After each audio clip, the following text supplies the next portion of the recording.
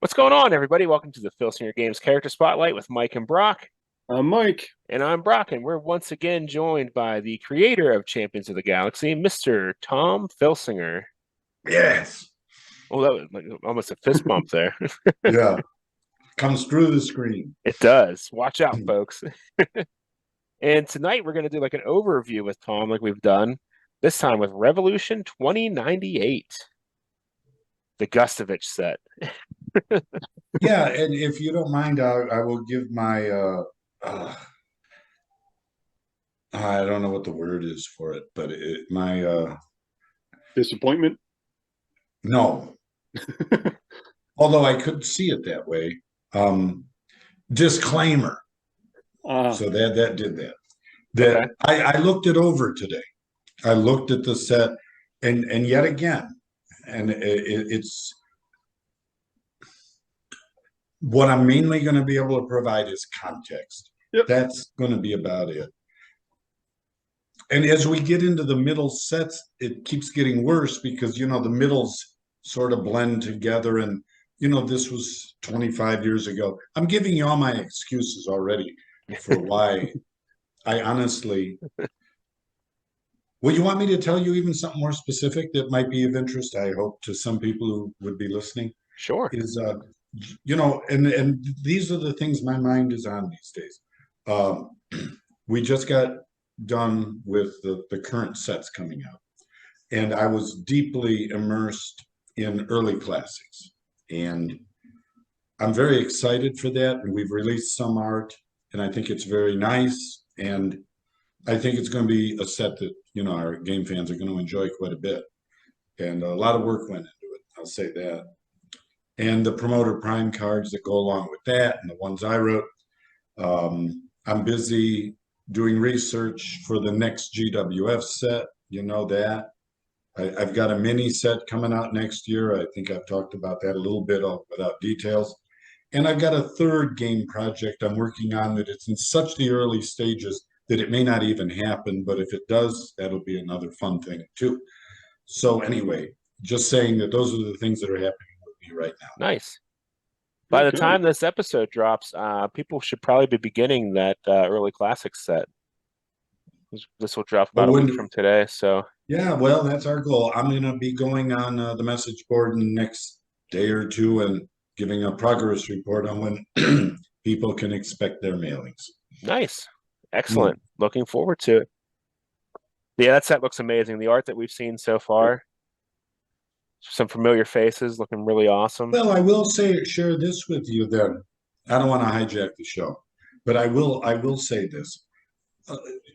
And I will talk about it at Q&A at Virtual Con next month.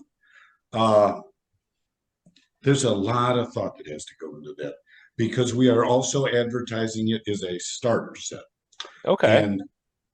And we're going to sell it as a starter set for the occasional person who might want to start that way. But doing it that way, you have to be really aware. If therefore this is leading to perhaps some more early classics releases and towards the color COTG sets, there has to be a progression in terms of card strength and the mechanics used that would make sense to somebody who actually starts with early classics. Mm-hmm. And there's more involved in that. I'm sure you guys would appreciate it actually if I was to go through every little nook and cranny of that. But I want to assure our game fans that that stuff is all taken extremely seriously by me. I don't want a hodgepodge of stuff out there.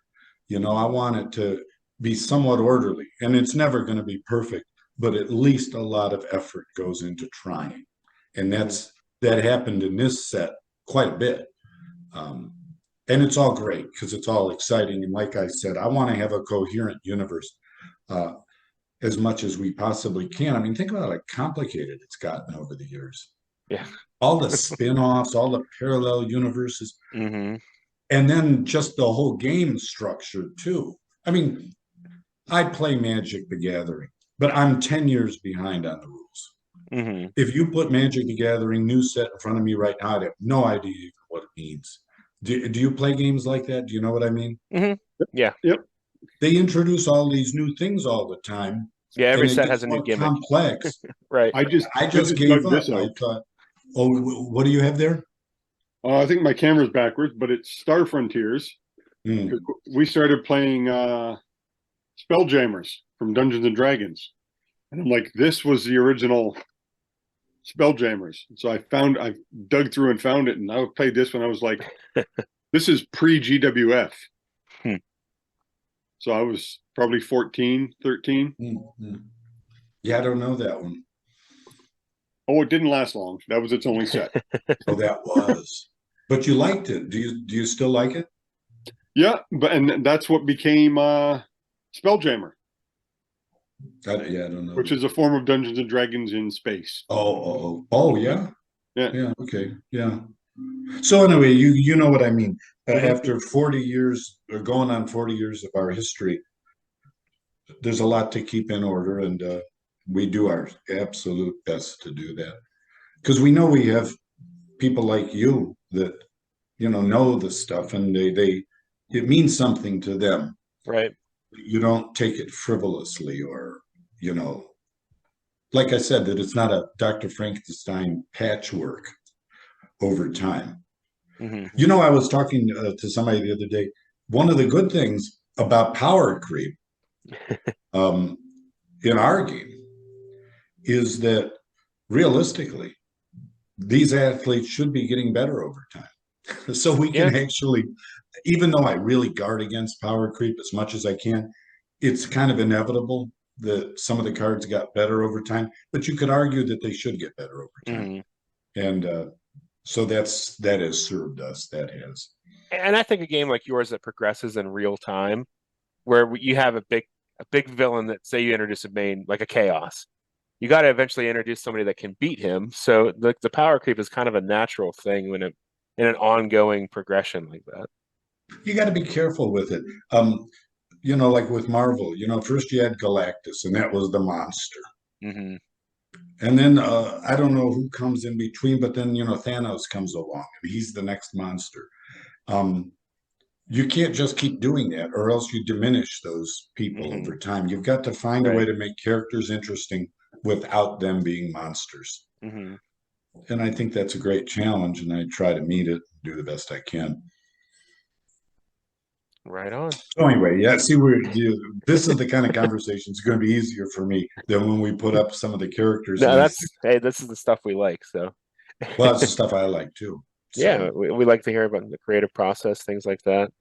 So I guess we could start running through the characters here. can I quickly add something even to introduce 2098? Sure, Yep. absolutely. Again, context. That was an important game edition for me because I was not prepared for Larry Snelly to leave. Hmm. And Chuck Carter was great, and Larry Snelly was great. And it was the days before I ever was going to conventions where I could have walked down artist alleys somewhere and saw people's stuff. And it was before, because we started going to conventions with Filsinger Games around the year 2000. I think the first one was 1999, and Mike might have even gone. It was in Detroit. Yep. Novi. Right. And I loved that con, by the way. I just thought that was a great con. I look forward to it every year. And so I was kind of limited in that time period by what I could do for an artist.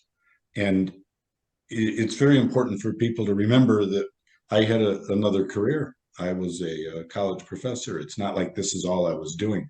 And I had a family, and I was not about to be the father that was always like, I'm busy, go away. Hmm. I don't have time for you. That wasn't going to happen. So I had to be able to find an artist. And you might remember, I don't know if I've told this story, but I had a draw off between Snelly and Gustovich 4 years earlier. I don't know if you've heard that. And No. in other words, I came down, I somehow did put an ad out somewhere or something. In fact, I've kept the samples of art from that time. I keep everything. I'm a pack rat that way. And so the two artists that I liked the best was Larry and Gustovich. Now that's again right after Carter now. And what I liked about Larry was I just thought he was a great young talent. And what I liked about Gustovich was he was already in the industry. It would have been my first guy that was actually a legit comic artist. And so I asked both of them to draw Alpha Force because I didn't like the 2093 Alpha Force. I just didn't like the way he turned out. And Chuck was very busy at the time. And so that's what I got. And you saw what Larry won with. I wound up releasing it a year later as a special edition card. Larry's Alpha Force. So anyway, I picked Larry, and Mike Gustovich had plenty of work to do. He said, "That's fine. I don't care." He didn't say, "I don't care." He said, I'm busy, so if you ever need anything, just call me. And I did 4 years later.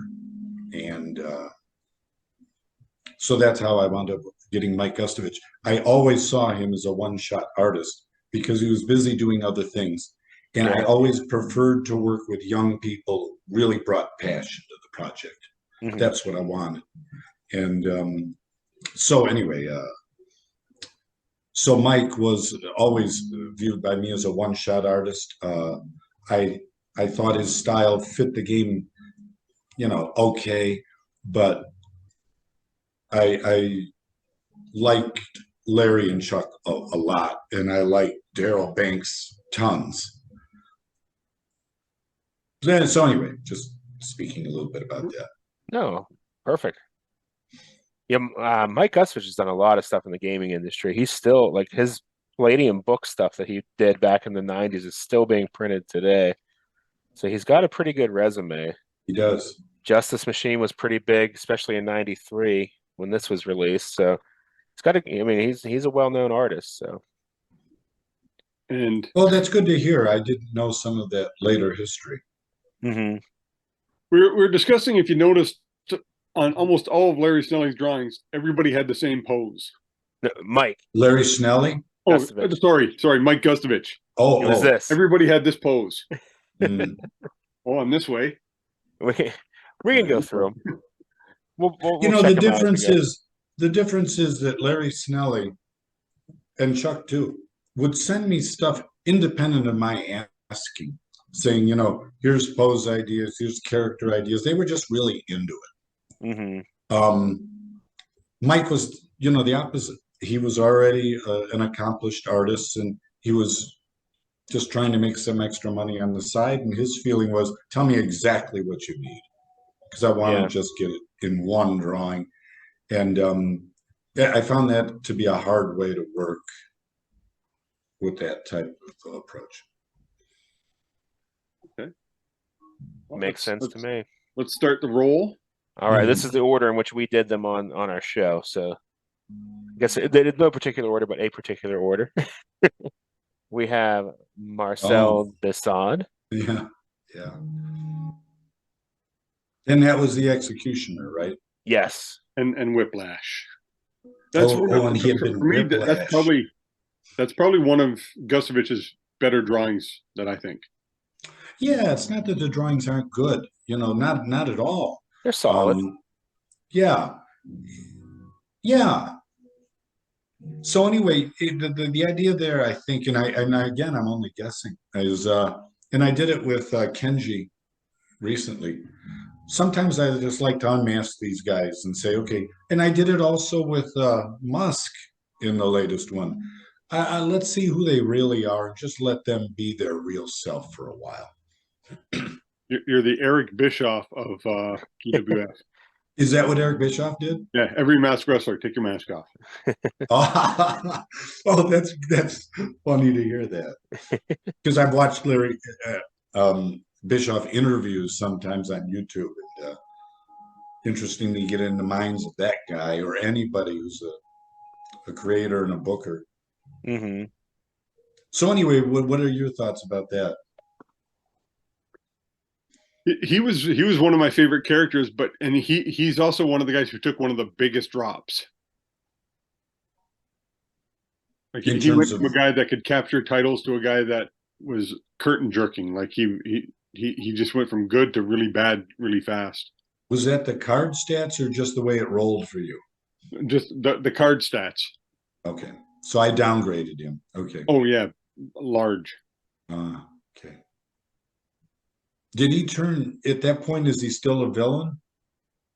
No, I think he turned face there. I don't remember. I think so. Oh, Exo King, yeah. Exo King. Another.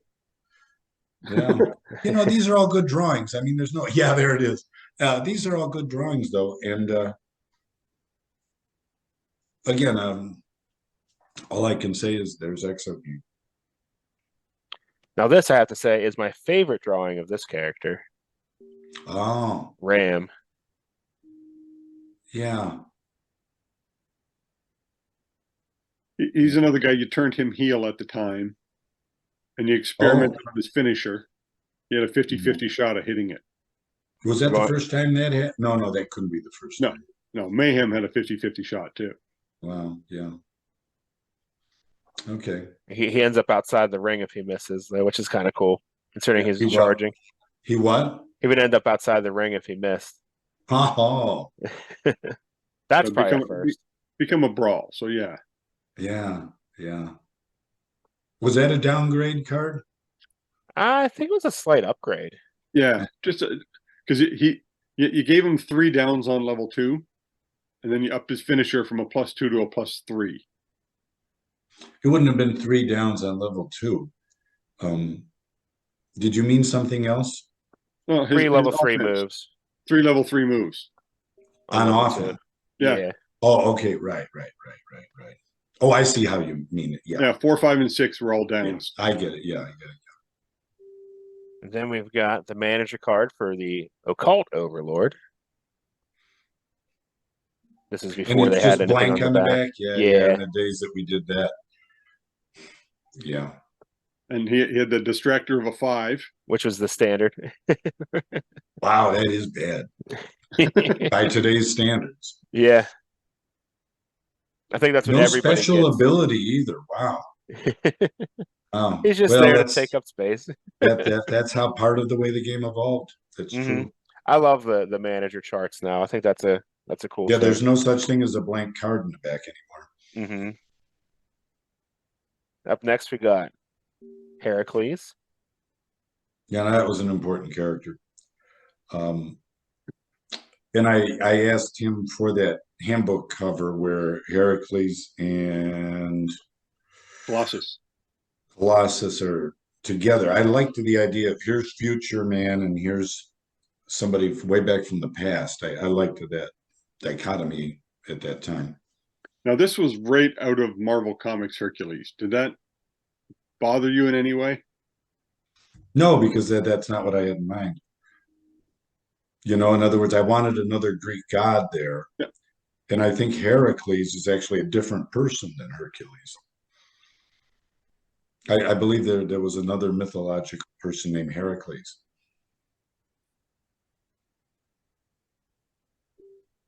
Up next, we have there's this silence. I'm thinking. I'm like, I couldn't tell you. I won't argue with anyone on that. Yeah, I mean, I'd have to look that up too.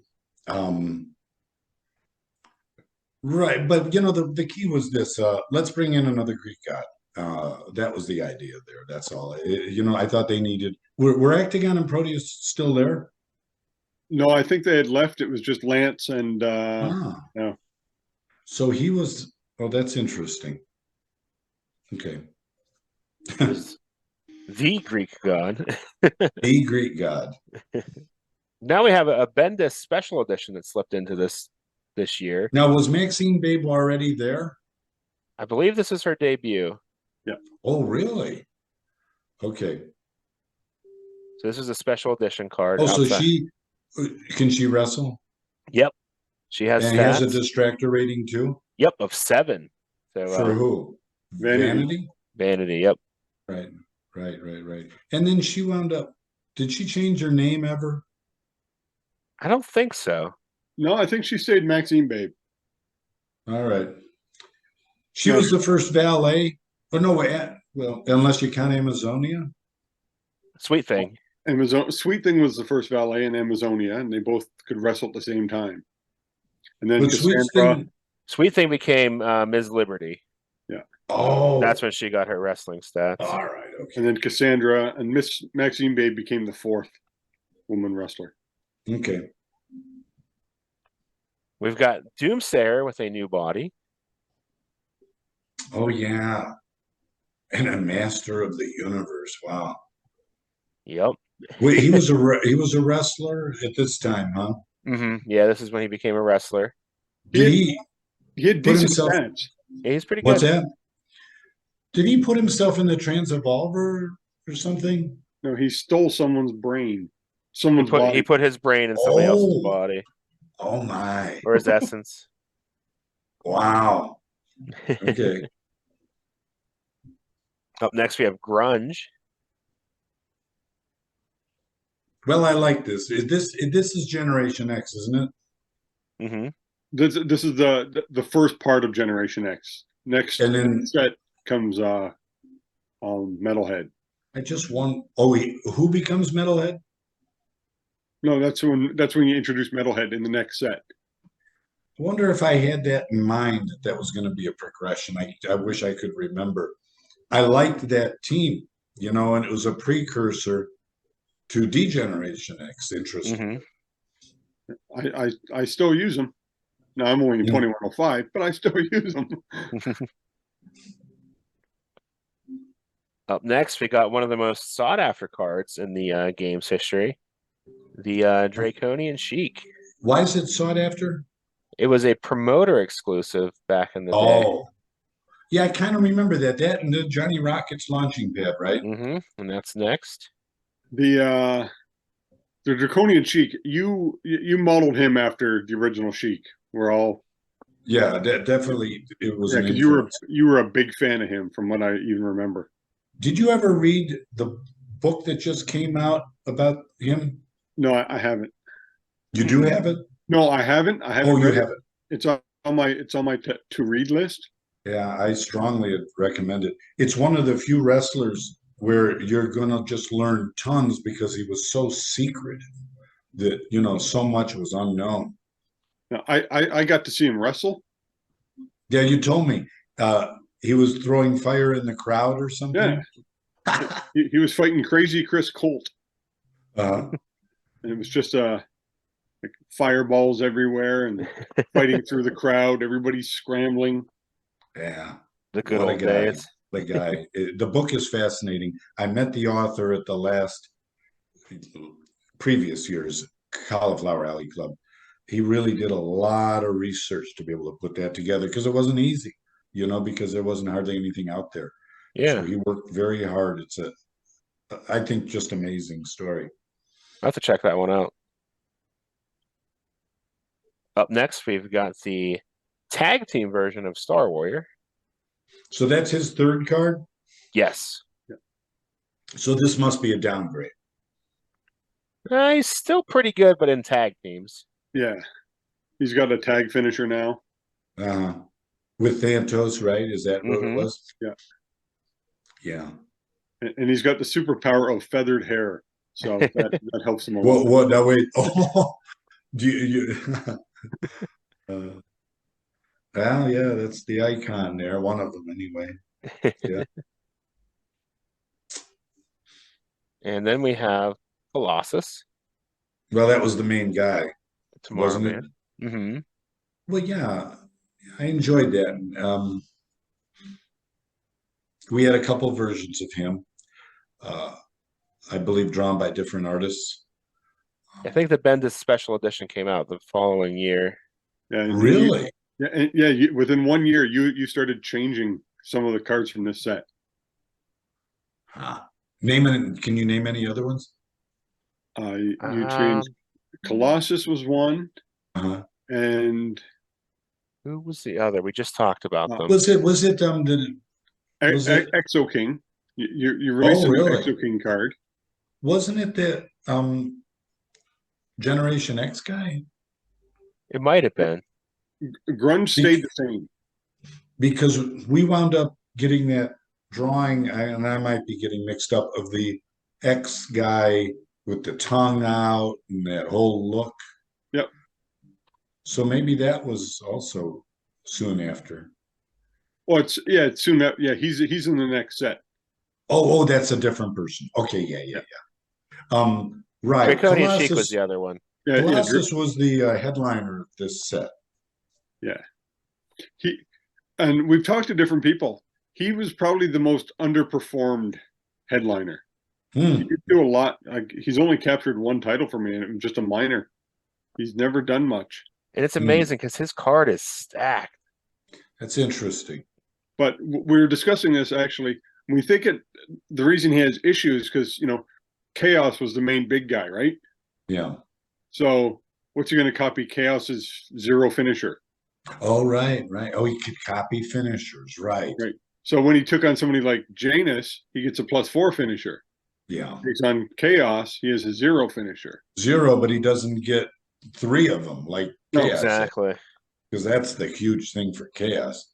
His special edition card, his Cyborg Deathblow, it's a 0 on this card, but the special edition becomes a +1. And that's the only stat change from this one to the other one. Interesting. Yeah, that's very good. And then our final card, Live on in infamy. Killing Machine. The Killing Machine. Yeah. Well, that. I know I was trying to build something up here, and I wanted him to appear, just awesome. I don't know if that comes across in this drawing as much as I would have liked it to, but I think it probably worked for its time. Yeah, I like it. It was a copy of what's his name from Superman comics, the guy who killed Superman. Doomsday. Doomsday. Oh, yeah. I can't remember that exactly, but I remember the Superman story, and I remember what's the name of the character again? Superman that killed Superman. Doomsday. Doomsday. Yeah, that was pretty good. That was huge at the time. Those comics were sold some of the most copies of any comic book up to that time. Mm-hmm. Yeah, it has that vibe. Yeah. So that's all of them. Yeah. I know we don't like to press you for spoilers on this show. Mm-hmm. But can you spoil anything here for us? About Killing Machine? About Killing Machine? Sure. I guess all right. It turns out he was bounty hunter. Whoa. Whoa, you didn't even go spoiler alert. I'm shocked. We'll have to tell that story. One of the great Galacticon moments. When that really is like, maybe if we were to rank, God, that'd be kind of fun sometime, is to rank. We ought to do that for the 30th coming up in Jamestown. The top 25 or 30, because there's a whole bunch of interesting memories over the years, but that would probably be in the top 5. I would think so. I had no idea I said it, that, and it might have been caught on video. My family did a lot of taping back then, and I will someday release we got to just take out the Galacticon portions from our family videos and just make a stream of that. It'd really be a fun trip down memory lane just to see everybody and the way we were. Yeah. 10, Me as a little kid running around. Ago. Yeah, right. Yeah, I think it was Kevin Butcher that asked that question. Mm. And then you just, I remember because a bunch of us, you were in front of the fireplace there, and we're all sitting on couches and chairs. I thought that was outside on the porch. So that's interesting how memory is. And you had mentioned, hey, this is Kevin's like, when will Doomsayer ever be unmasked or something along that line? And you went, well, Bounty Hunter, and everybody's like, what? And you're just bounty going on hunter like will you haven't a unmask, I clue think what is you There do. was probably silence for a little while. And if internet would have been a thing, it would have been all over. But instead, everybody had to wait their month and a half for their newsletter to find out. That's funny. Boy, times have changed. That's for sure. Mhm. So that was the funny part on that. It sure was. Well, it is. I tell you. I'll say this too while we're here. I always thought, if Champions of the Galaxy can be super successful and make big movies and action figures, that's nice. But I would try to do that, but it was never absolutely essential. My values are very, very fundamental values. So, Mike, you mentioned on Facebook recently, and congratulations on your daughter's wedding, Oh, thank you. who I remember very well as a baby. And that goes back quite a ways. She's been to 2 Galacticons. Yeah. and then I was at some galactic where those were fun. And but what I was going to say was values. And so I was always, wanting to be as successful as I could be, but that wasn't like the be all and end all, because I already had another career. I had a family, and my values are pretty fundamentally sound. I'd like to think that life is more about pleasure and relationships than anything else. And if you've got enough money to buy a car and food and get by and have a nice home, that's all you really need. I still drive used cars.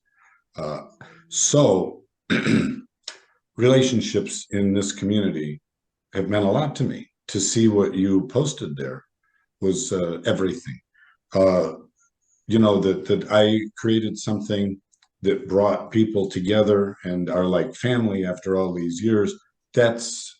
I feel rich, and I hope everybody else feels rich for that. Mhm. That is, to me, everything. And of course, some of our fans came later, and they weren't there maybe decades like some of us were. But it's a really wonderful community, and I'm very happy to have had a role in that. So I just want to mention that. Yeah, we had talked about that and Tim Dalton kept saying, he's like, I can't believe, he goes, you look around, he goes, I wouldn't know any of these people without, he goes, a simple Dyson card game. Mhm. Like it comes down to that. It's a simple card game with 2 6-sided dice. And he goes, he's built, relationships that literally span 30 plus years. Yeah. Isn't that funny how life plays on things that, so let's say I didn't meet Chuck Carter when I met Chuck Carter, because that was very key. I had some ideas, but now suddenly I actually had an artist who wanted to do this. Mhm. If that didn't happen, I don't know. Maybe I'd have been like, that was a good idea, but I'm going to go on and do something else instead. Well, And how that ripples out and affects your life and all these other people's lives. Well, we had talked about it. Would if Mark Ashby hadn't decided to get the cons going, because the cons got everybody meeting. So if Mark never picked up the game, would the game still be around? Because because we came up with that idea together when he visited Jamestown the year before. But yeah, that's what I'm saying. You're right. But he was the impetus for that. He was the impetus for that. Absolutely.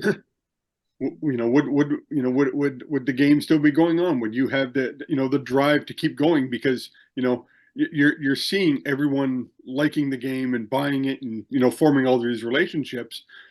Would you have continued making the game if you were just mailing it out and never getting any feedback from anybody? Yeah, that's an open question. Yeah, it's one of those things where like that's something you think about. It's one of those alternate realities. You're like, yeah. What if? Yeah. Yeah. What if it's just something you think you're like, wow, it's just one little decision.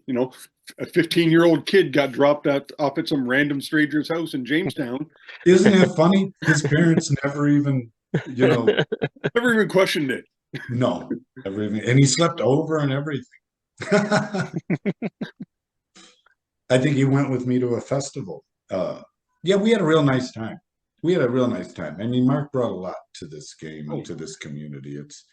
It's been an amazing group effort, and I'm thrilled for what you guys have brought to it and everybody else. I'm bugging Mark to try to get him to the con next year. Oh, that'd be awesome. That'd be great.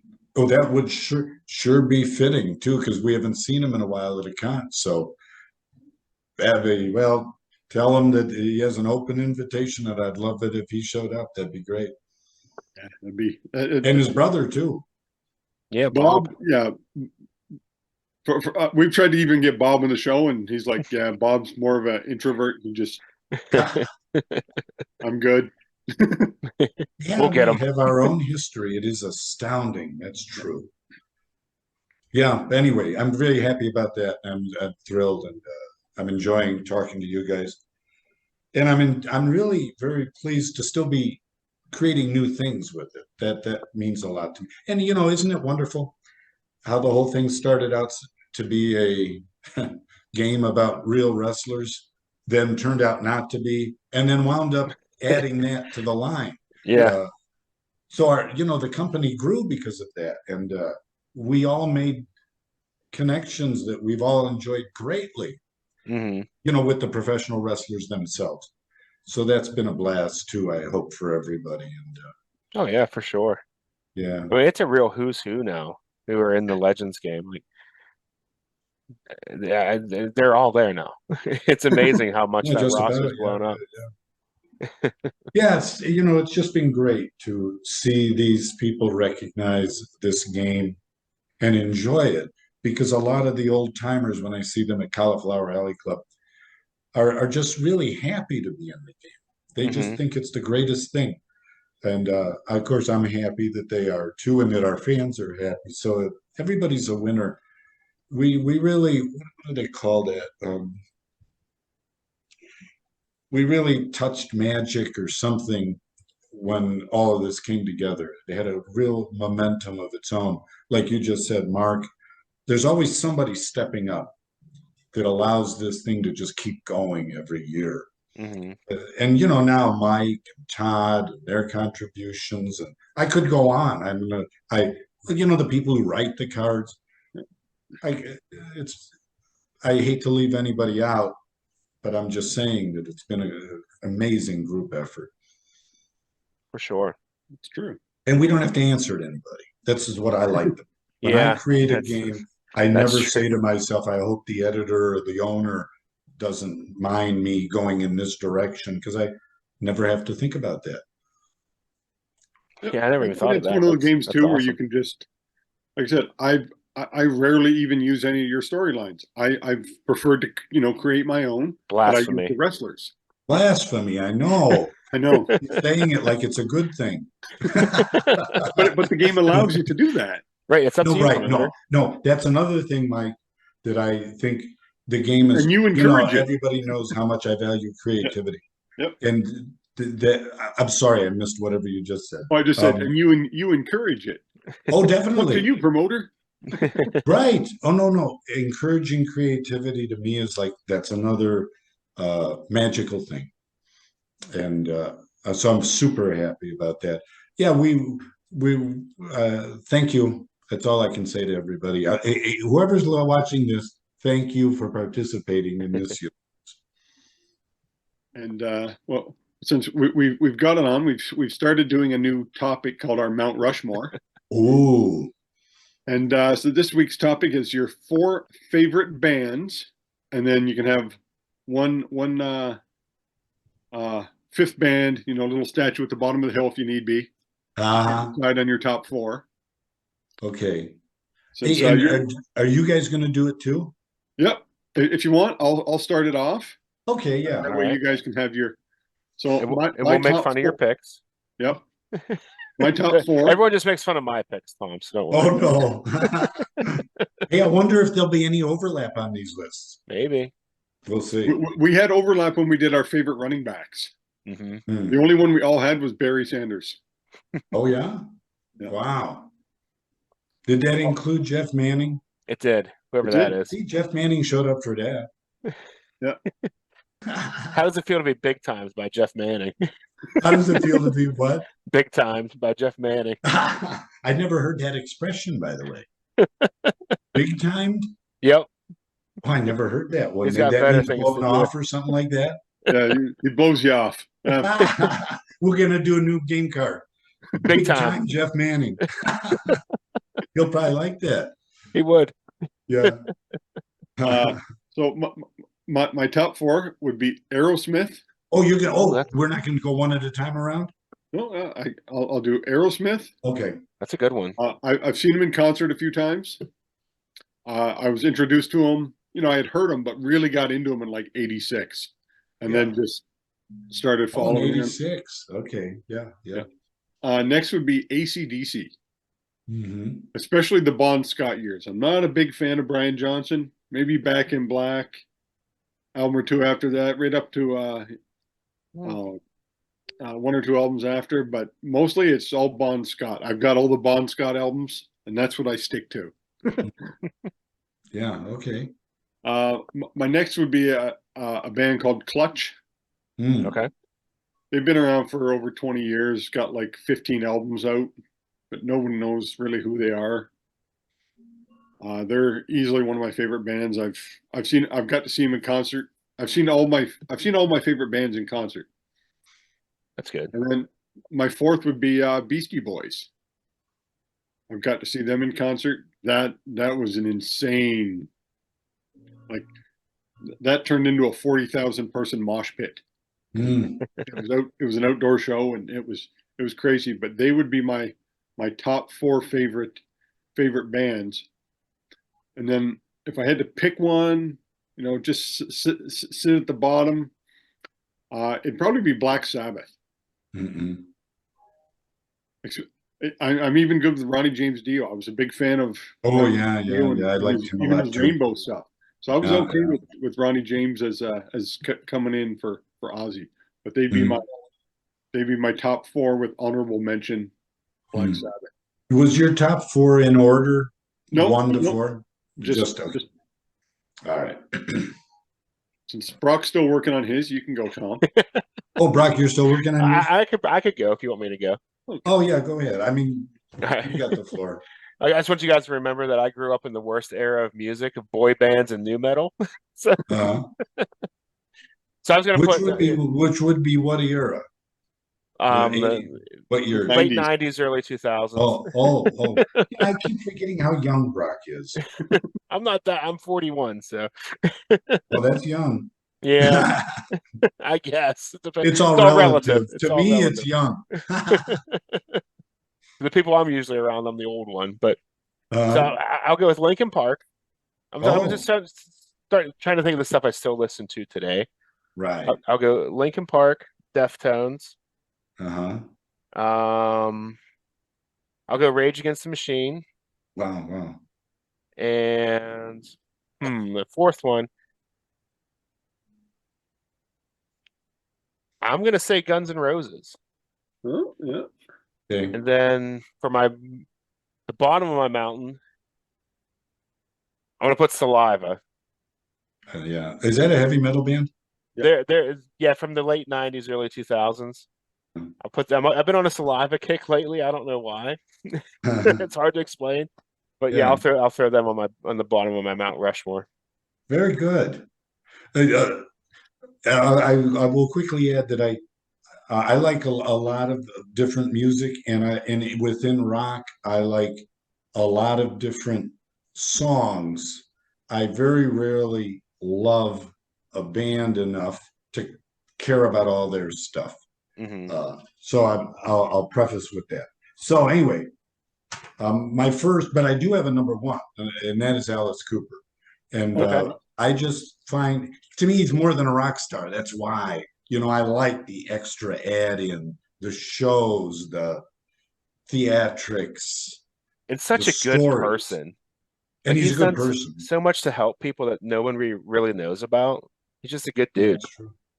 Yeah, and he went through a lot to get to that point, Mhm. So anyway, so Alice Cooper, because of the total package deal.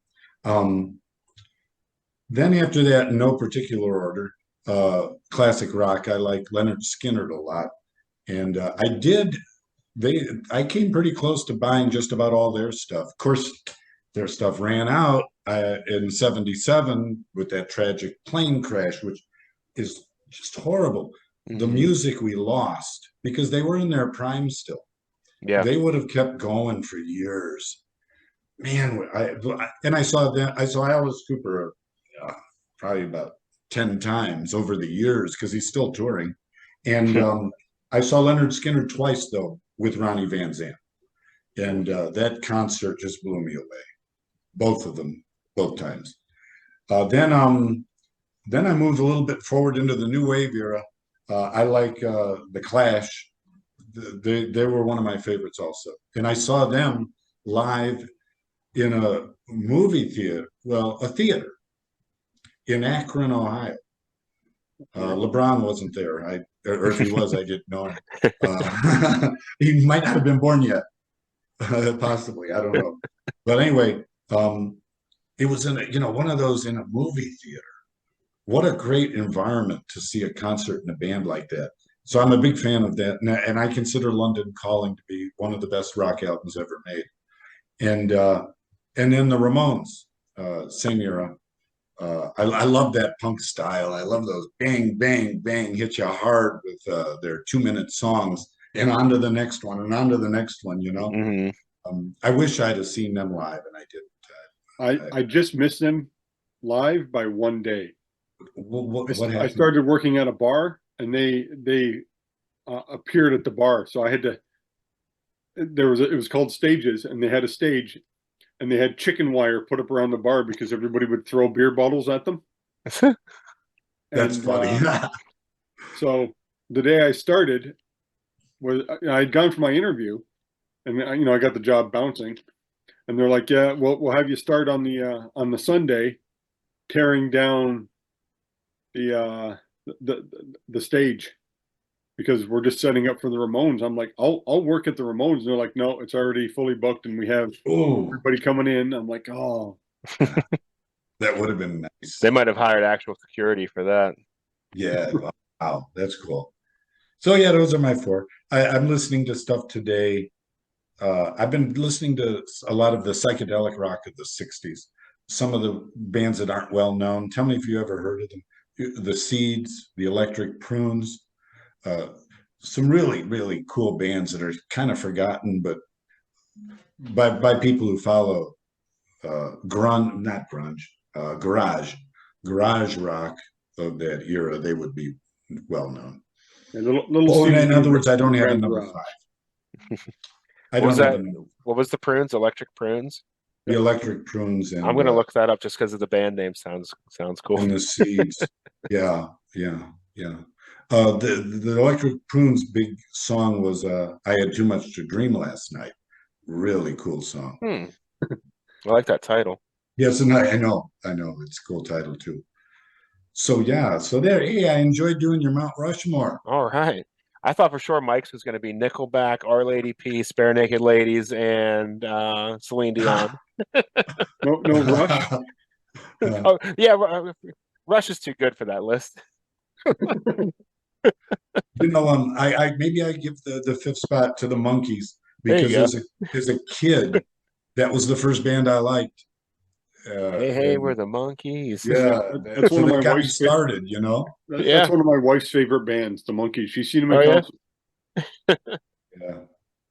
She's like, "Oh, I got to see the Monkees." I saw them on one of their reunion tours. Yeah, could be worse. Well, it's a great introduction to music, and by the way, their hits last. Their hits, remain hits. I just sang a Monkees song, and well, they had great songwriters. They had some songwriters. Neil Diamond was one of them behind the scenes that were writing their music. So it was, it was solid. Right on. Yeah. But we're supposed to do a shout out to one of our Bucky. Bucky. What's been asking? Bucky749. Yeah. Check him out on YouTube. He's got thousands of videos. A lot of Filsinger Games related content for Bucky. Check him out. Good dude. on And top how of did that. he come into this? I missed the connection. He's a frequent commenter on our videos, so he'll weigh in Oh, on them. oh, So oh, yeah. good. Hello to Bucky if he watches this. Oh, he's watching. Yeah, he'll be watching. Great. He comments weekly, and he's asked for a shout out on his channel and stuff. So here it is, Bucky. Yeah, we'll link you below too, Bucky. And the only other Bucky I've ever 749. known was Bucky Barnes, Oh yeah. The Winter Soldier. which is a great connection. Yeah. I wonder if that's where he got his I'm name. not a big fan of bringing everybody back to life who died, but what are you going to do? Yeah. Poor Uncle Ben. Oh, The yeah. only one Oh, to they stay don't bring dead. him back, huh? They He probably stays have at dead. this point. And Gwen, they brought back Gwen, I Yeah, think. they Yeah. did. Multiple So, versions of her, clones and everything. yeah, yeah. But Uncle Ben, I guess you need him to stay dead for the reason for him to ever Yeah, have he has no become bitter. motivation without it. Right, right, right, right. The joke was always Uncle Ben and Barry Allen. And then they brought Barry Allen back. So, Oh, they did. I didn't know Barry Allen died. yeah, he died in Crisis. Mm-hmm. He was He dead for died about in 25 years. in the, And then I think it was like 87 when he died. Mm. they brought him back probably about, what, 10 years ago? It was part of Brightest Yeah, Day. something along that. Yeah, it I wasn't that long ago. sometimes see some people speculating that Hector might not have really died. Hmm. And by the way, I'm not answering that question, but it's one of the few characters I can think of that actually died in the game. Maybe there was the one that Blazing Skull. Did he actually kill somebody? Yeah. Who was that? Crossfire. Oh, yeah. Crossfire. But he did come back, didn't he? An alternate reality version of him, right? I I'll think. tell you this. When you said Hector, I'm thinking Greek gods. There's the Greek god Hector. Yeah, he was a hero. Yeah, I can see somebody like Hector, though, faking their death right. to come back as something else. But about who did you say Blazing Skull killed again? Crossfire. Crossfire. I do at the time, and I didn't wind up doing it. I thought some of his cells will be kept. Maybe I did write this, and then you can create a clone based on, let's say, some cells of a person. Mm-hmm. My intent was that he might come back much later once he's grown up to the point where he could wrestle. Now that's 20 years. So I probably abandoned that idea. But at the time, I was thinking that he would come back somehow.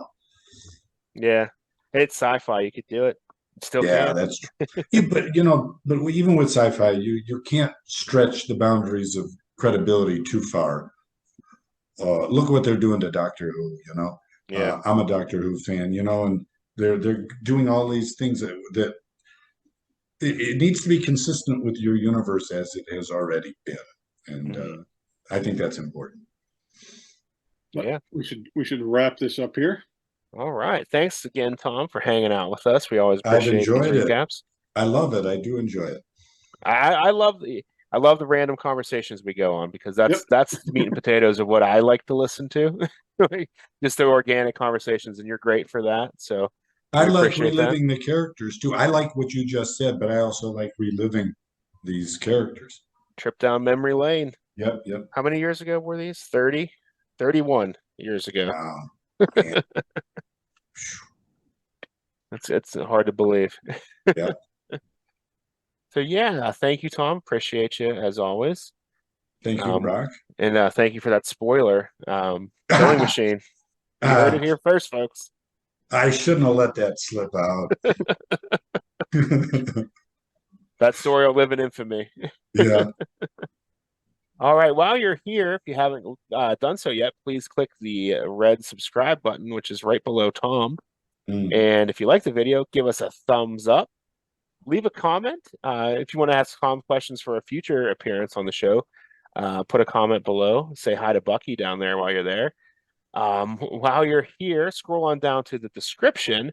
You'll find all of our friends who make Filsinger Games related content, including the official Filsinger Games podcast, Roll Up, the Legends team's Uncharted Territory, Dizzy Dice from Lee Lamprey, the Filsinger Games fan cast from Grant. Here on YouTube, you'll find Grant's solo promoter, Dave Little's Heartland Championship Wrestling. Brad plays 81. He does a lot of live play. And our new friend Bucky, his link is now below. And I'm on Twitch. I'm not playing right now because I'm not on my computer is dead. And so I can't really power a stream on my laptop here, but we try. So hopefully I get that back. Maybe by the time this episode drops, I'll have some kind of news. Hopefully, fingers crossed. But hopefully that'll be back soon. Yeah, that's all I've got. Go to filsingergames.com and check out all the new holiday releases, including early classics that we talked about here a little bit tonight. That set should be dropping any day now, so make sure you get on the pre-order for that because it's looking pretty darn awesome. Yep. So yeah, anything else you'd like to plug before we roll out here, Tom? Can't think of anything. I enjoyed being here as always. All right, thanks again. Have a great night, everyone. Good night.